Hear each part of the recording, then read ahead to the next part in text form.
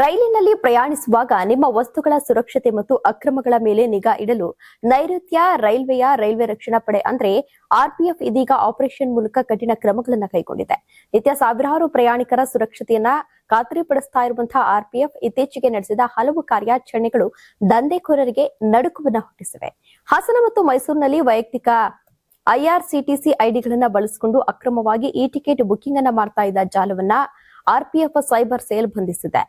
ಇನ್ನು ಈ ದಾಳಿಗಳಲ್ಲಿ ಬರೋಬ್ಬರಿ 1.5 ಲಕ್ಷ ರೂಪಾಯಿಗೂ ಅಧಿಕ ಮೌಲ್ಯದ ಟಿಕೆಟ್ಗಳು, ಮೊಬೈಲ್ ಮತ್ತು ಎಲೆಕ್ಟ್ರಾನಿಕ್ ಸಾಧನಗಳನ್ನು ವಶಪಡಿಸಿಕೊಳ್ಳಲಾಗಿದೆ. ಆಪರೇಷನ್ ಅಮಾನತ್ ಅಡಿಯಲ್ಲಿ ಹಾಸನದಲ್ಲಿ ಪ್ರಯಾಣಿಕರೊಬ್ಬರು ಕಳೆದುಕೊಂಡಿದ್ದಂತಹ ನಗದು ಮತ್ತು ದಾಖಲೆಗಳಿದ್ದ ಪರ್ಸ್ ಅನ್ನ ವಾಪಸ್ ನೀಡುವ ಮೂಲಕ ಆರ್ಪಿಎಫ್ ಸಿಬ್ಬಂದಿ ಮಾನವೀಯತೆಯನ್ನ ಮೆರೆದಿದ್ದಾರೆ. ಈತ ಸತರ್ಕ ಕಾರ್ಯಾಚರಣೆಯಡಿ ರೈಲಿನಲ್ಲಿ ಅಕ್ರಮವಾಗಿ ಸಾಗಿಸ್ತಾ ಇದ್ದಂತಹ 8.5 ಲೀಟರ್ ಮದ್ಯವನ್ನ ವಶಪಡಿಸಿಕೊಂಡು ಅಬಕಾರಿ ಇಲಾಖೆಗೆ ಒಪ್ಪಿಸಲಾಗಿದೆ. ಇನ್ನು ರೈಲಿನ ಸಂಚಾರಕ್ಕೆ ಅಡ್ಡಿಯಾಗದಂತೆ ಅನಗತ್ಯವಾಗಿ ಚೈನ್ ಎಳೆಯುವವರ ವಿರುದ್ಧವೂ ಕೂಡ ಸಮಯ ಪಾಲನಾ ಅಡಿಯಲ್ಲಿ ಕಠಿಣ ಕ್ರಮವನ್ನ ಕೈಗೊಳ್ಳಲಾಗ್ತಾ ಇದೆ.